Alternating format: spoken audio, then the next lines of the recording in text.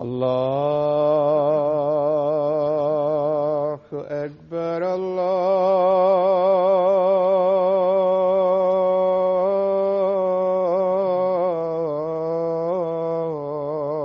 الله أكبر الله أكبر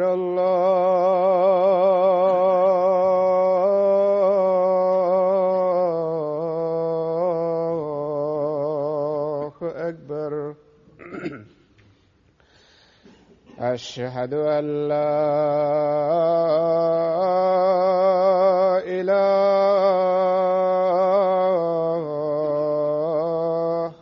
إلا الله. أشهد أن لا إله إلا الله. أشهد أن محمدًا رسول الله.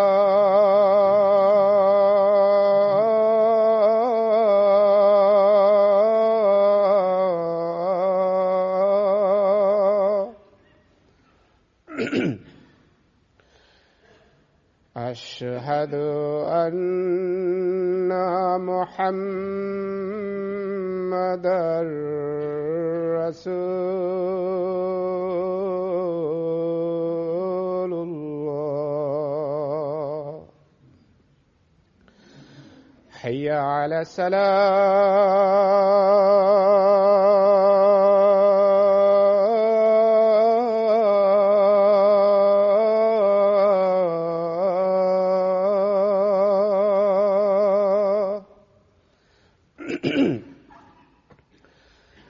حي على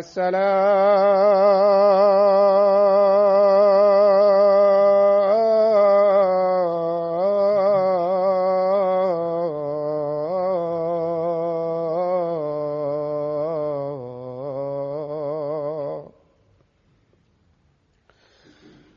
حي على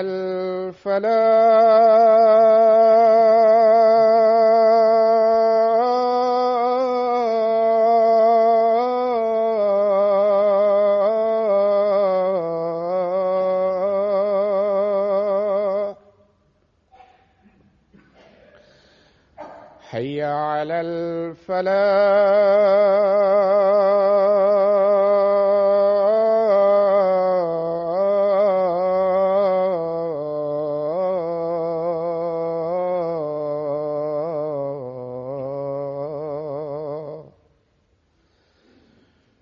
الله أكبر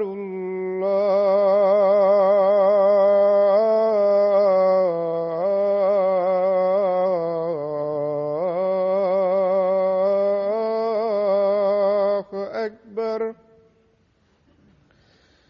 لا إله إلا الله.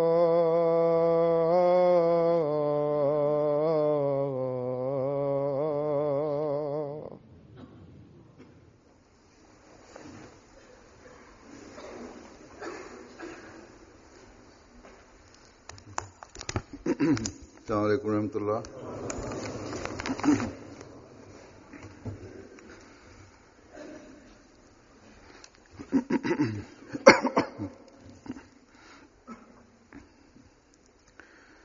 أشهد أن لا إله إلا الله وحده لا شريك له وأشهد أن محمدًا عبده ورسوله. أما بعد فأعوذ بالله من الشيطان الرجيم. بسم الله الرحمن الرحيم الحمد لله رب العالمين الرحمن الرحيم مالك يوم الدين إياك نعبد وإياك نستعين اهدنا الصراط المستقيم صراط الذين أنعمت عليهم غير المغضوب عليهم ولا الضالين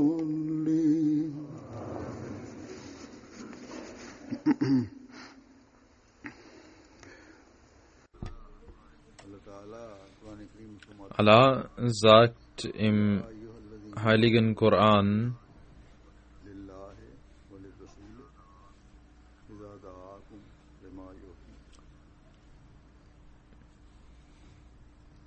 O ihr Menschen, die geglaubt habt, wenn Allah und der Prophet euch rufen, dann eilt herbei zu ihnen, damit er euch lebendig macht.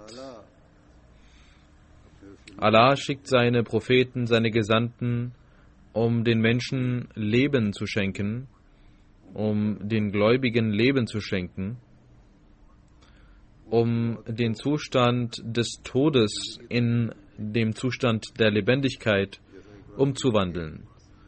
In diesen Worten des Heiligen Koran, durch diese Worte lernen wir, dass es sich hierbei um ein spirituelles Leben handelt und nicht darum, dass ein körperlich toter Mensch wieder lebendig gemacht wird. In diesem Vers ist auch von der Wahrhaftigkeit die Rede, nämlich, dass ein gläubiger Mensch immer dem Ruf des Propheten folgen muss, um sich zu reinigen, um sich lebendig zu machen. Allah hat durch den heiligen Propheten Muhammad sallallahu alaihi wasallam uns Leben geschenkt und ein vollständiges und vollkommenes Gesetz in Form des heiligen Koran zu uns geschickt. Und die Befolgung dieses Buches, die vollkommene Befolgung, geschah durch das vollkommene Beispiel des heiligen Propheten Muhammad sallallahu alaihi wasallam. Und die Gefährten spürten dies immer wieder. Je mehr sie dem heiligen Propheten sallallahu alaihi wasallam nah waren, desto mehr haben sie die Schönheit des Vorbilds des heiligen Propheten Muhammad sallallahu alaihi wasallam erfahren können. Und seine Ehefrauen sind die größten Zeuginnen seines Vorbildes, weil sie ihm am nächsten waren. Als ein Fragender Hazrat Aisha radiallahu anha fragte,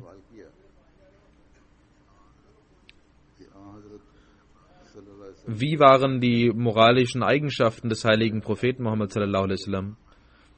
Daraufhin sagte Hazrat Aisha radiallahu anha, Kana khuluquhul Quran. Seine Eigenschaften waren der heilige Koran. Alles, was in dem heiligen Koran vorhanden ist, war in dem heiligen Propheten Muhammad sallallahu alaihi wasallam personifiziert. Das Wesen von Gottes Gesandten ist also ein Vorbild in der Welt. Es stellt sich nicht die Frage, dass jemand durch ihr Vorbild irregeleitet werden könnte. Denn Allah hat in diesem Vers den Gesandten und Gott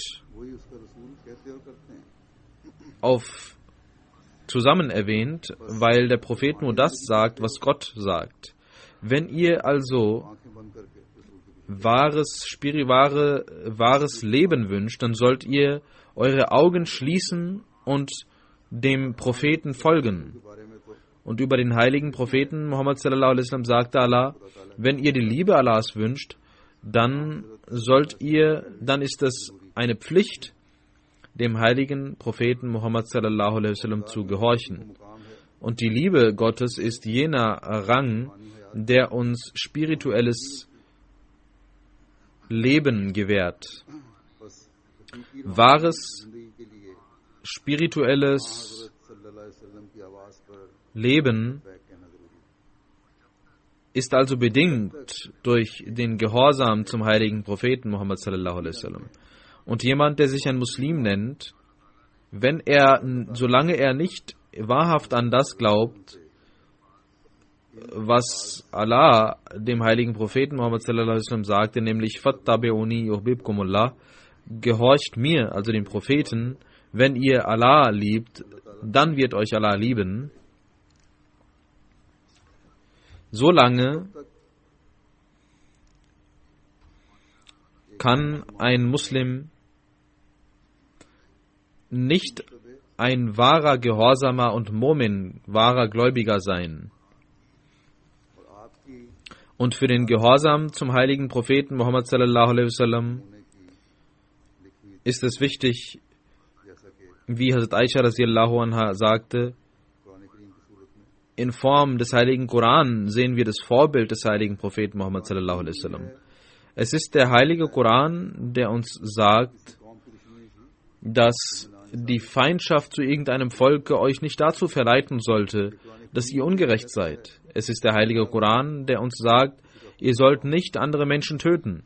Der heilige Koran ist es, der uns sagt, ihr sollt die Pflichten gegenüber der Schöpfung Gottes einhalten. Und es ist der heilige Koran, der uns dazu ermahnt, dass der heilige Prophet Muhammad sallallahu alaihi wasallam Rahmatul lil Alamin, die Barmherzigkeit für alle Welten war, der also eine Barmherzigkeit für alle Menschen war, unabhängig von ihrer Zugehörigkeit und Herkunft. Denn die Rahmaniyat, die Barmherzigkeit, ist unabhängig von der Herkunft. Sie ist allgemeiner Natur. Je mehr wir den heiligen Koran lesen, desto mehr Führung bekommen wir aus ihm. Der heilige Koran löscht jede Beschwerde und Einwände aus, die heute die Gegner gegen den heiligen Propheten Muhammad sallallahu alaihi wasallam und gegen den Islam hervorbringen. Sie sagen, ist das etwa das Leben, das euer Gesandter euch gebracht hat? Ist das das Leben? Gesandte geben Leben, aber Muslime sind tot. Ihre Taten sind tot,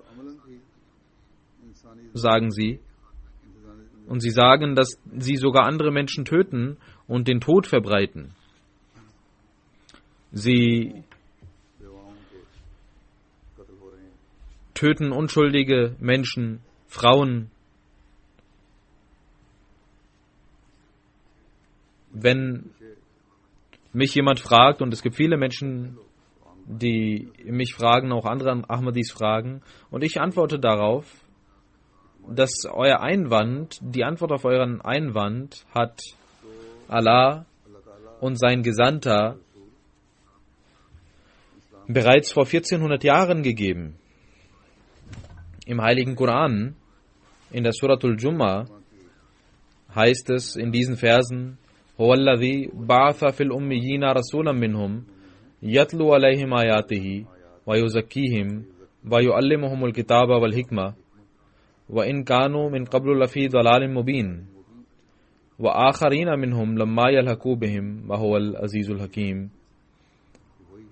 Er ist es, der unter den Analphabeten einen Gesandten geschickt hat, der ihnen seine Zeichen vorträgt und sie reinigt und sie die Schrift und die Weisheit lehrt, wiewohl sie zuvor in offenkundigem Irrtum gewesen waren. Und unter den anderen von ihnen, die sich ihnen noch nicht zugesellt haben, er ist es, Er ist der Allmächtige, der Allweise.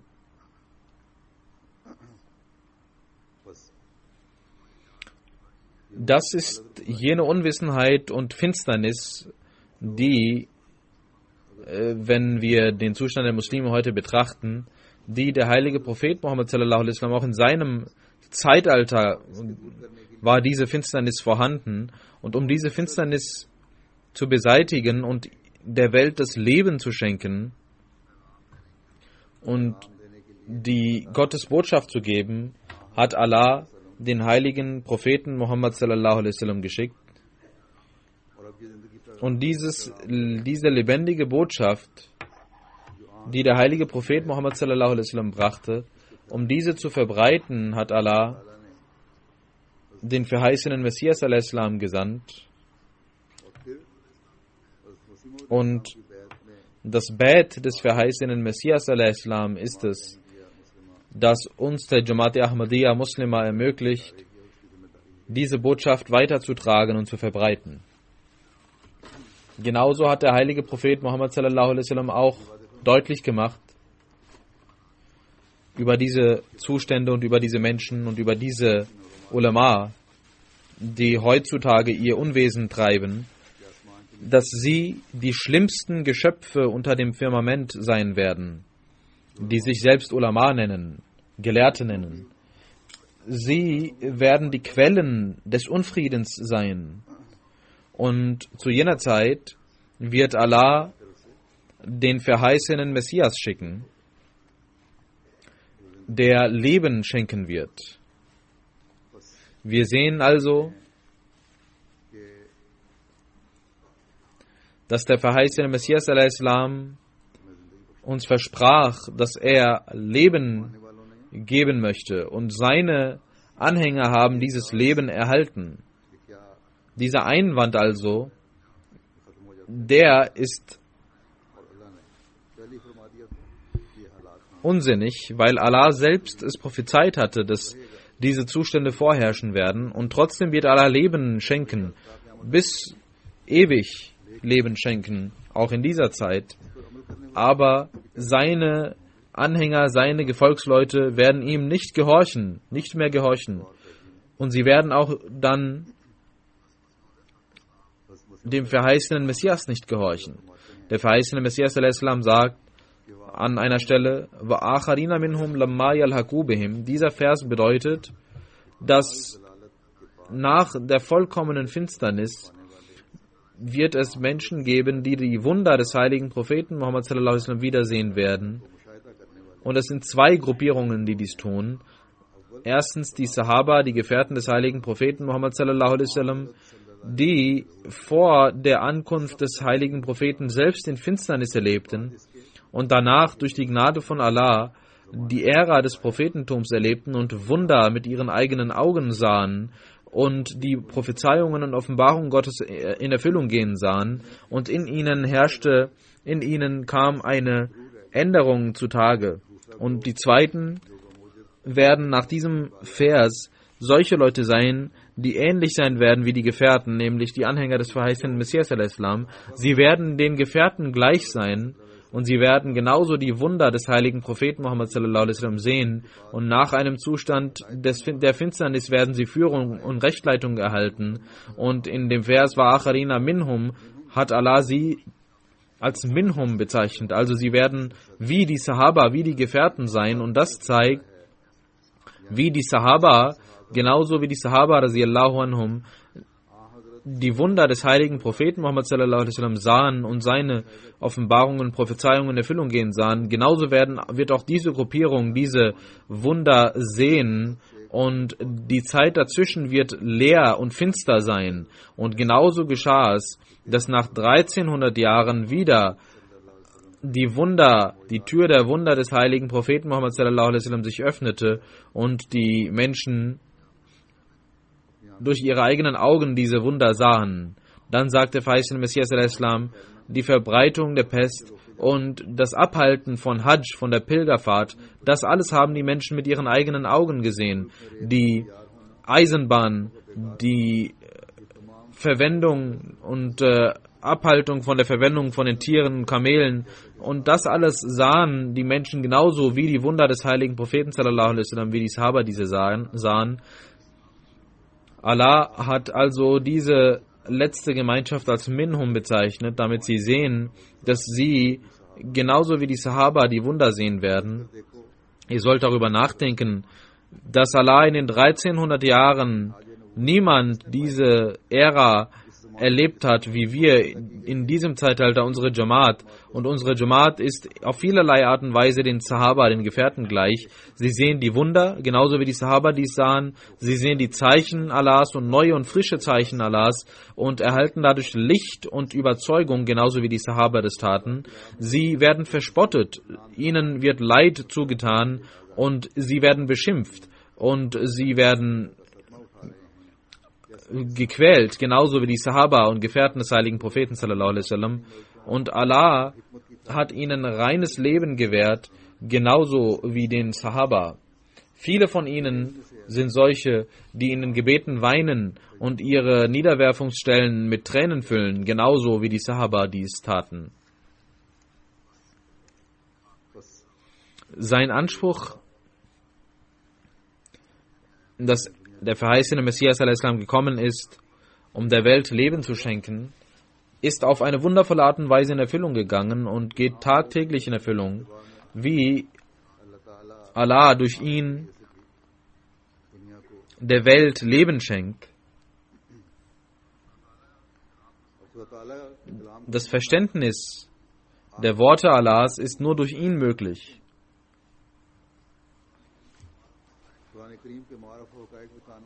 Es ist seine Aufgabe gewesen, die Weisheiten des heiligen Koran zu erklären.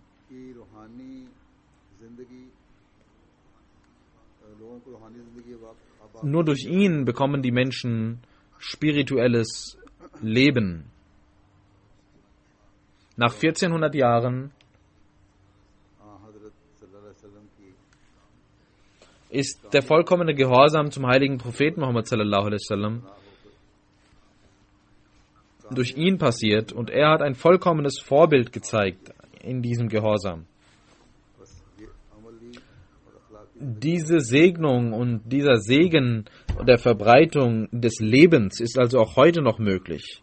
Aber diejenigen, die Einwände gegen den Islam erheben, schauen nicht. Wenn sie aber die falschen Taten der Muslime sehen, dann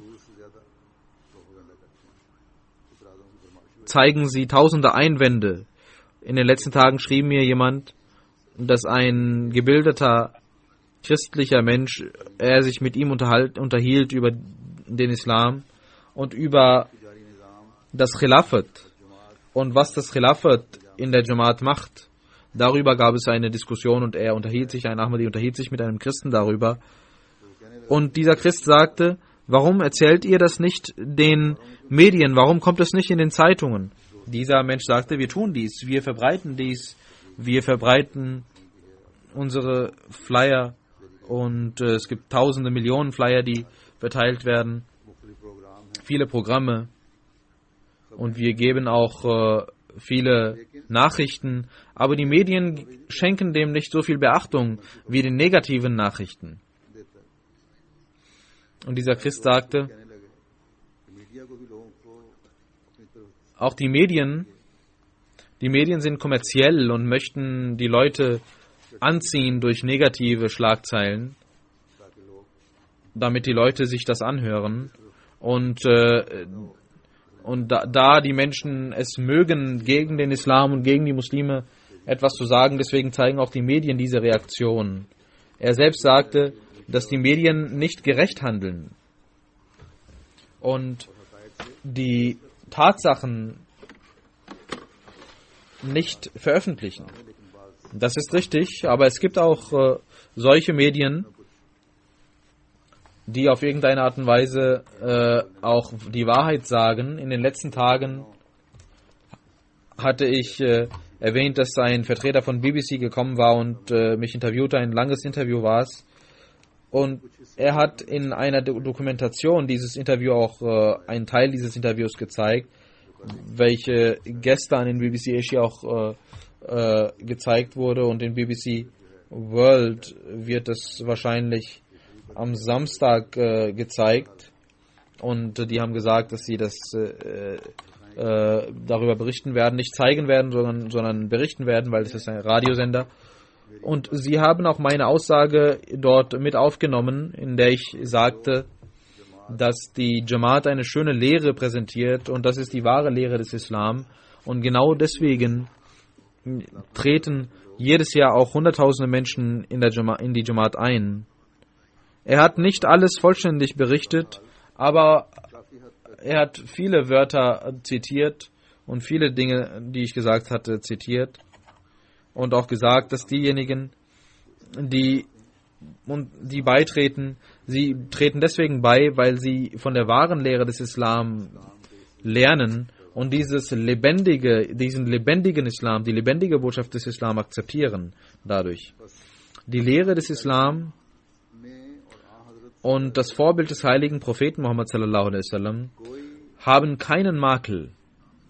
Sie sind ein vollkommenes Vorbild und eine vollkommene Lehre. Wenn es irgendwo einen Makel gibt, dann ist dieses in den Gelehrten und in den Ulama vorhanden, die Leute irreführen und falsche Botschaften geben. Wenn dies nicht wäre, dass die Gesandten Leben schenken würden, worüber wir eben berichtet haben, dann würde auch der Glaube an Gott verloren gehen. Jene toten Religionen, die nur Ansprüche erheben, aber nicht Leben schenken können. Diese Religionen verlassen die Menschen, diese Glaubensrichtungen verlassen die Menschen. Es gibt zwar Menschen, die traditionell mit ihrem Glauben verbunden sind, aber nicht wahren Glauben besitzen. Es ist eine große Güte Allahs gegenüber den Muslimen, dass er auch in dieser Zeit einen Gesandten geschickt hat und seine Lehre wiederbelebt hat und uns wieder gezeigt hat, damit wir spirituelles Leben erhalten. Allahs Gesandte kommen mit dem Versprechen von Allah, dass das Volk, das sich ihnen anschließt und sie befolgt, dass sie ihnen Erfolg schenken werden, dass sie ihnen spirituelles Leben geben werden, und die anderen Menschen werden verloren gehen. Auch dem verheißenen Messias al-Islam gegenüber hat Allah dies versprochen, dass er obsiegen wird und seine Gemeinschaft immer voranschreiten wird, Fortschritte machen wird, inshallah. Das Nizam al-Khilafat wird nach ihm seine Aufgaben weiterführen, und dies wird immer weitergehen. Kein anderes System, irgendein System, das sich dem gegenstellen wird und widerstehen wird verloren gehen. Khilafat ist jene Segnung, welche von Allah kommt. Man kann dieses Khilafat nicht selbst herbeiführen. Man kann es nicht durch Tyrannei, durch Unfrieden und durch Unrecht herbeiführen, indem man unschuldige Menschen tötet, indem man tyrannisch handelt und tötet und dieses System etablieren möchte. Dieses System ist ein System, das Leben schenkt, und nicht ein System, welches Leben nimmt. Und das kann nur mit der Hilfe Gottes geschehen. Kein anderes System, welches zwanghaft an sich gerissen wird, kann jemals von Gott sein, und es war auch niemals so, dass es von Gott war.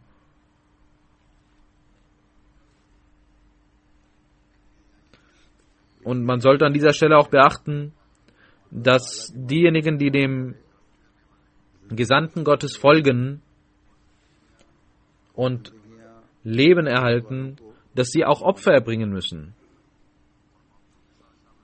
Und diejenigen, die sich dem Gesandten anschließen, müssen auch immer bereit sein, Opfer zu erbringen, weil sie wissen, dass ihre Opfer nicht verloren gehen werden.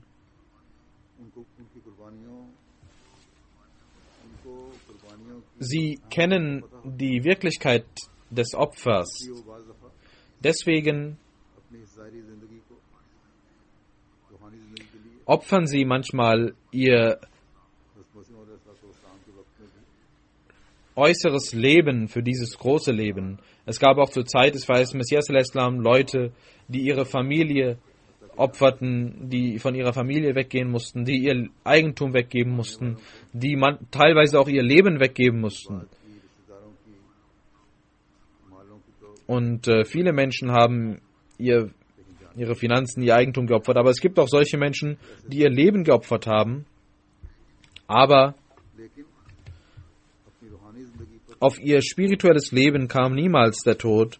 Und auch heute gibt es Hunderte und Tausende Menschen, die Opfer erbringen, die Opfer der Ehre erbringen, die Opfer der Familie erbringen, die Opfer des Eigentums erbringen. Diese ganzen Opfer erbringen sie mit Freude und mit Glück. Und es gibt auch Menschen, die ihr Leben opfern an einigen Orten. Es gibt solche Menschen, die die Ahmadiyyat akzeptieren इस्लाम के und die lebendige Botschaft des Islams akzeptieren und sofort Opfer erbringen müssen und Schwierigkeiten erdulden müssen. Aber sie kümmern sich nicht darum. Ihnen macht es nichts aus, weil sie das spirituelle Leben dem materiellen Leben vorziehen. Wie der verheißene Messias al-Islam sagte, sie müssen durch verschiedene Schmerzen und Qualen durchgehen. Aber sie kümmern sich nicht darum. Ihnen wird Leid zugefügt. ऐसी मुश्किल से गुजरने वाले Und चंद एक es gibt viele Beispiele in der Geschichte der Jamaat. Ich werde einige Beispiele nennen, जान की कुर्बानी die अहमियत कबूल की तो जज्बात ihre Ehre opferten, in der Gesellschaft verschiedene Qualen und Leid erdulden mussten. Ich werde einige Beispiele nennen. Und wie sie in der Gesellschaft, von der Gesellschaft her bedrückt wurden aufgrund ihrer Akzeptanz der Ahmadiyyat. Es gab einen Hisamuddin Sahib, ein arabischer Ahmadi.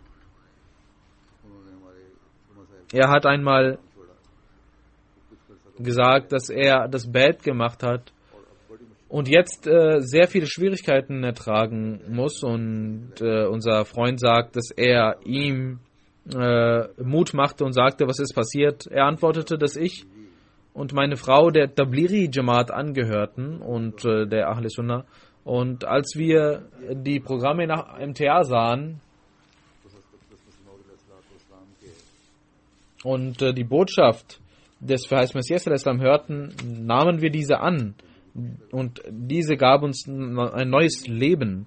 Ich nahm es an, aber meine Frau wurde mir Feind und auch meine ganze Familie und die Molvis wurden von meiner Frau und meiner Familie gehetzt und wir mussten uns trennen. Ich musste mich von meiner Frau trennen, weil sie trennte sich von mir, weil ich Ahmadi wurde. Dann sagt er, dass meine Familie Druck ausübte, dass ich die Jamaat verlasse. Aber ich kümmerte mich nicht um diese Leute. Ich habe 4 Kinder von dieser Frau. Ich habe alle verlassen, aber bin vollkommener Überzeugung. Ich habe nach dem Bett erfahren, was das Leben ist, und ich habe verstanden, dass der heilige Prophet Muhammad sallallahu alaihi wasallam sagte, dass der Islam in einer Fremdheit begann und auch in einer Fremdheit enden wird. Und er sagt, Allah hat mir Zuflucht gewährt. Er sagt, ich bete dafür, dass ich immer standhaft bleiben werde und niemals weggehen werde. इसी तरह Genauso, es gibt andere Orte, Ostafrika, Tansania.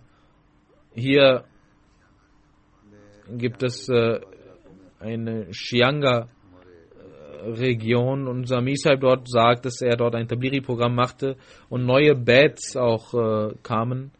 Es gibt ein Dorf Songamele. Dort gibt es auch eine Ghair Ahmadi Moschee, eine Nicht-Ahmadi Moschee.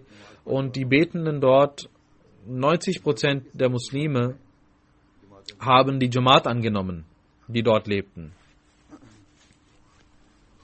Und danach gibt es in Tansania eine nicht-Ahmadi-muslimische Organisation, die Bagwata heißt, welche die Muslime repräsentiert. Sie hat begonnen, die Jamaat zu verfolgen, erst durch Angsteinflößen, dann durch weitere Aktionen und Taten. Und da hier auch ein Muallim geschickt wurde, damit er sich um die Erziehung und Tarbiyat kümmert, deswegen wurden die Ahmadis immer stärker und sie wussten, was die wahre Lehre des Islams war, und sie kümmerten sich nicht um diese Bedrohungen. Letzten Endes wurden sie davon abgehalten, in der Moschee zu beten. Sie errichteten eine andere Gebetsstelle und beschlossen, eine neue Moschee zu bauen. Dann diese Regierung und die Polizei waren dahinter. Der Polizeioffizier war selbst ein Sunni-Muslim und zusammen mit Bagwata, dieser Organisation, hat er begonnen, die Ahmadis dort zu verfolgen, und gemeinsam zusammen mit Muallim Sahib hat er 2 weitere Personen festgenommen, dann wieder freigelassen. Dann hat er nach einigen Tagen unseren Muallim und weitere 3-4 Ahmadis festgenommen. Und man dachte, dass man dagegen vorgehen wird. Und er hat viele falsche Einwände gehabt, und er hat falsche Dinge Vorwürfe gehabt, dass diese Ahmadis Unfrieden stiften und uns und unsere Moschee vereinnahmen möchten und so weiter. Aber Allah segnete uns, und diese Menschen blieben standhaft und haben sich nicht gekümmert darum. Sie haben viele Schwierigkeiten erduldet. Ein drittes Beispiel, das war Ostafrika, jetzt Westafrika, Burkina Faso, das ist ein französischsprachiges Gebiet. Dort gibt es einen Ort, Gansago. Letztes Jahr gab es viele Bats, und auch der Chief des Dorfes, der Ortsvorsteher und andere Menschen nahmen die Ahmadiyyat an. Und die Familien und die Gesellschaft, die ganze Kulturgesellschaft boykottierte sie. Es gab einen sozialen Boykott gegen die Ahmadis. Und dort gab es einen kleinen Ort,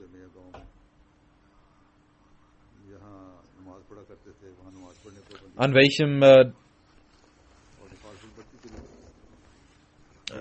die Menschen Ahmadis beteten, und trotzdem diese Menschen, die ganz weit weg wohnen und auch als Unwissende gelten, sie haben sich um keine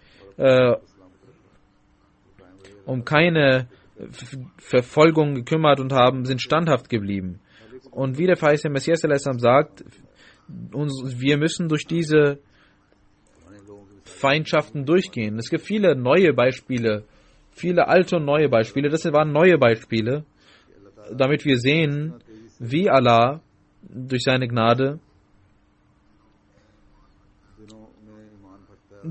in den Herzen den Glauben wachsen lässt und diese Menschen bereit sind für jedes Opfer.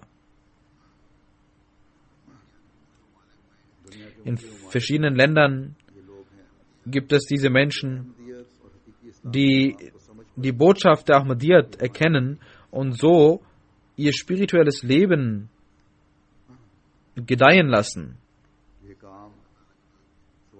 Das kann nur durch Allahs Hilfe passieren. Das kann weder durch den Gesandten alleine passieren, noch durch andere Menschen. Nur Allahs Hilfe ist es, die dies möglich macht. Noch können unsere Muballighin dies alleine tun, solange nicht Allahs Hilfe mit ihnen ist. Und diese Hilfe ist es, die die Menschen bereit machen für Opfer. Es gibt auch viele Pakistani, die die Ahmadiyyat akzeptieren, und ich habe viele auch kennengelernt und gesehen, und als ich ihnen sagte, dass ihr verschiedene Schwierigkeiten erdulden müsst, sagten sie, wir haben sehr wohl bewusst die Jamaat akzeptiert und wir werden immer standhaft bleiben.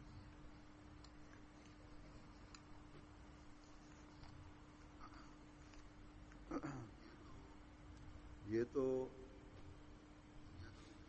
Das ist die Vorgehensweise der Welt इसी und sie चलती है कि किसी भी möchten school के लिए मेहनत für ihre Ziele करवाने की देनी पड़ती है और बड़े मकासद के Opfer, बड़ी कुर्बानियां man muss für seine Ziele Opfer erbringen und je größer die Ziele sind, desto mehr Opfer muss man erbringen. कुर्बानियां तो Selbst in der Welt ist das ein Gesetz, aber Allah sagt, अल्लाह ताला Allah möchte solchen Menschen, die bereit sind, jedes Opfer zu erbringen, Allah gibt ihnen manchmal sogar, ohne dass sie ihr Opfer erbringen müssen.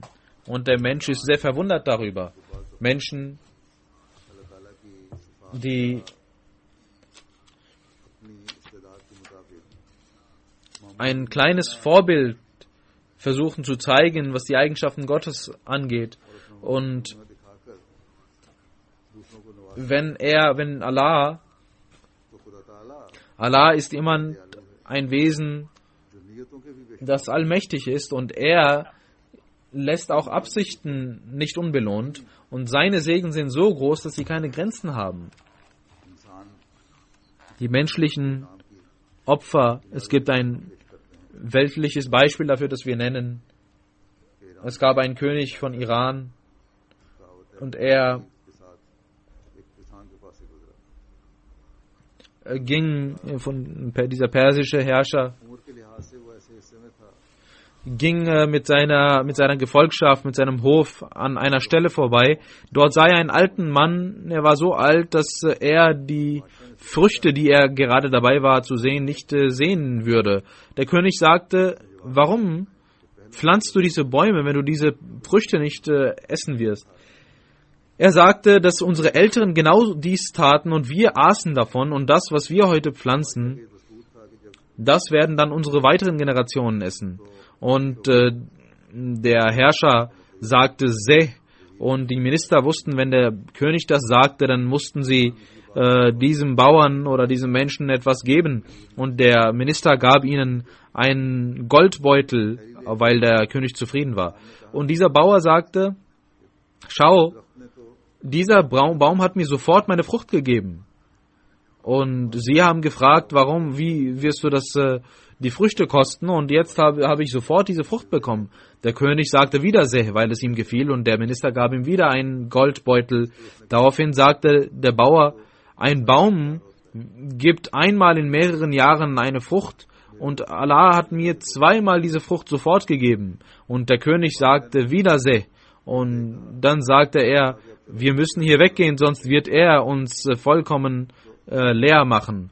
Das ist der Zustand der weltlichen Herrscher, und dass sie den Menschen auch zwar geben, aber auch Angst haben, dass ihre Schätze nicht ausreichen werden. Aber unser Gott ist jener Gott, der so sehr gibt, und seine Schätze können niemals enden.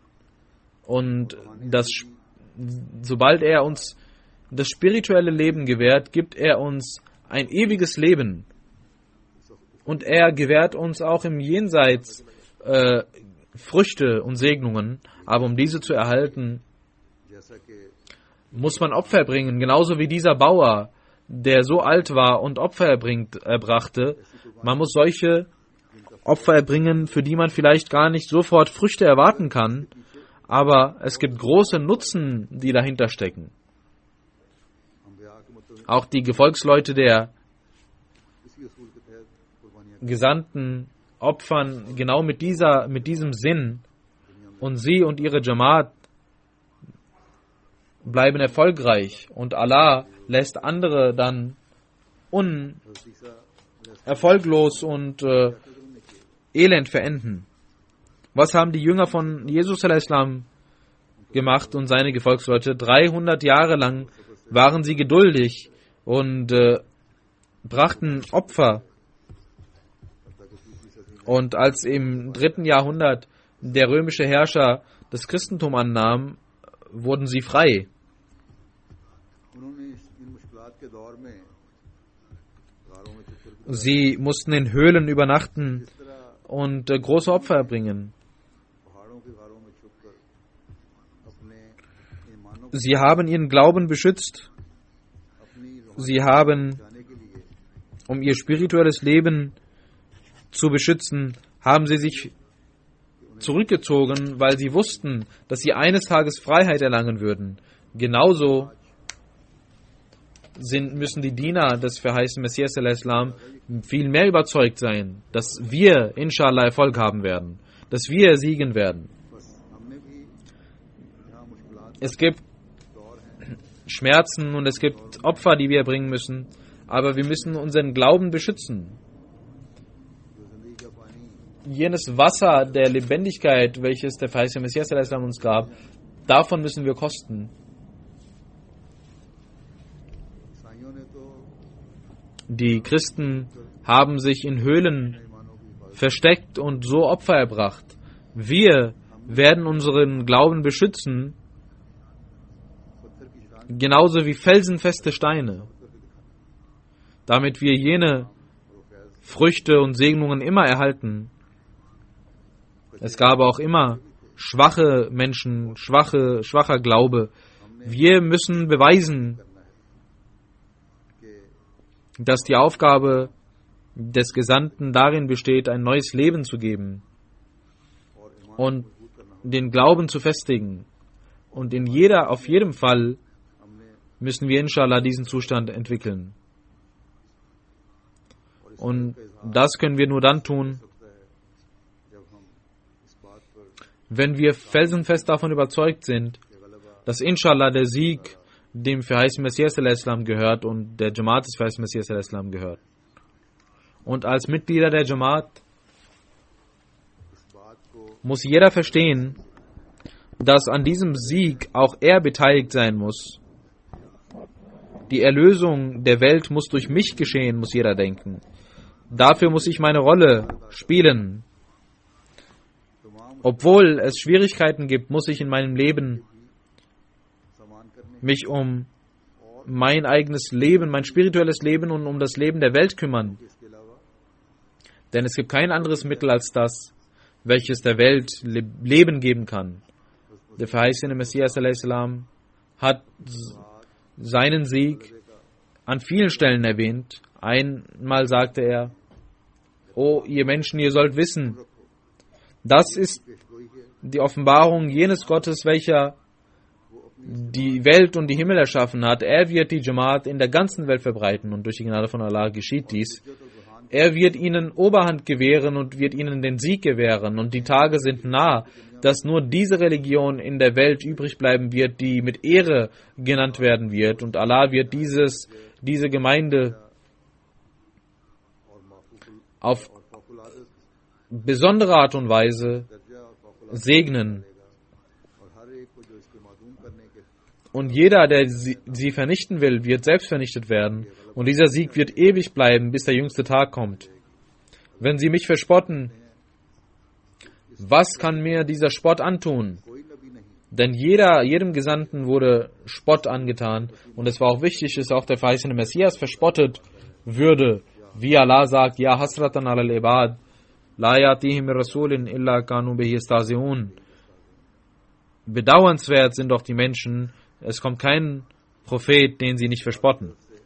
Das ist also ein Zeichen von Allah, sagt der verheißene Messias, dass der Gesandte Allahs verspottet wird, aber ein Gesandter, der vom Himmel herunterkommt, wie die Nicht-Ahmadis das wünschen, dass jemand aus dem Himmel herunterkommt wie Jesus und auch die Engel mit ihm herabsteigen. Wer wird ihn verspotten? Ihn kann man ja nicht verspotten, weil er lebendig herunterkommt. Das heißt, es ist eine Lüge. Allahs Gesetz ist das nicht, dass jemand so herunterkommt. Ihr sollt wissen, dass niemand herabkommen wird. Unsere Feinde werden enden und niemand wird Jesus sehen, wie er vom Himmel herunterkommt. Dann werden ihre Kinder sterben und sie werden auch nicht sehen. dass Jesus herunterkommt. Und dann werden ihre Kinder sterben und auch sie werden nicht Jesus herunterkommen sehen. Dann wird Allah Besorgnis in ihren Herzen pflanzen und sie werden sehen, dass die Welt vorangeht, aber der Sohn von Maria nicht von dem Himmel herabsteigt. Dann werden die Wissenden von diesem Gedanken ablassen. Und das 3. Jahrhundert ab heute wird nicht vorübergegangen sein, dass alle Menschen, Christen, Muslime und alle von dieser Lüge abhalten werden. Und es wird eine Religion übrig bleiben und einen Führer. Ich habe den Samen gesandt und durch meine Hand ist dieser Samen gesät worden und dieser wird wachsen und es gibt keinen, der ihn aufhalten kann. Ich habe heute in der Post gesehen, dass unsere Khuddam in Deutschland Flyer verteilten und dann sagte jemand, dass Jesus gekommen ist. Und 2 Leute sagten, wir diskutierten eben darüber, dass wenn Jesus kommen sollte, warum ist er nicht vom Himmel herabgestiegen? Und wann wird er kommen? Und ihr seid jetzt gekommen mit dem Flyer, dass Jesus gekommen ist und dass ihr eine Ausstellung habt. Und wir haben diese Einladung bekommen. So zeigt Allah neue Wege. Und sie sehen und denken darüber nach, mögen wir immer ein Teil dieses blühenden Baumes sein und möge unser Glaube immer wie ein starker Felsen bleiben. Und mögen wir unsere Verpflichtungen immer erfüllen.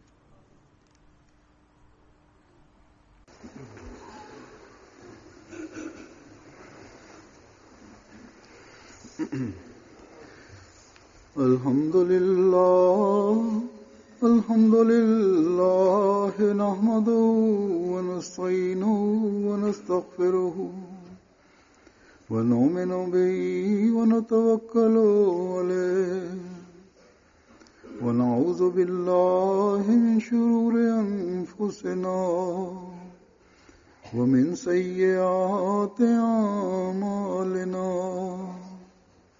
من يهده الله فلا مضل له ومن يضلله فلا هادي له ونشهد أن لا إله إلا الله ونشهد أن محمدا عبده ورسوله عباد الله رحمكم الله إن الله يأمر بالعدل والإحسان وإيتاء ذي القربى وينهى عن الفحشاء والمنكر والبغي يعظكم لعلكم تذكرون اذكروا الله يذكركم وادعوه يستجب لكم ولذكر الله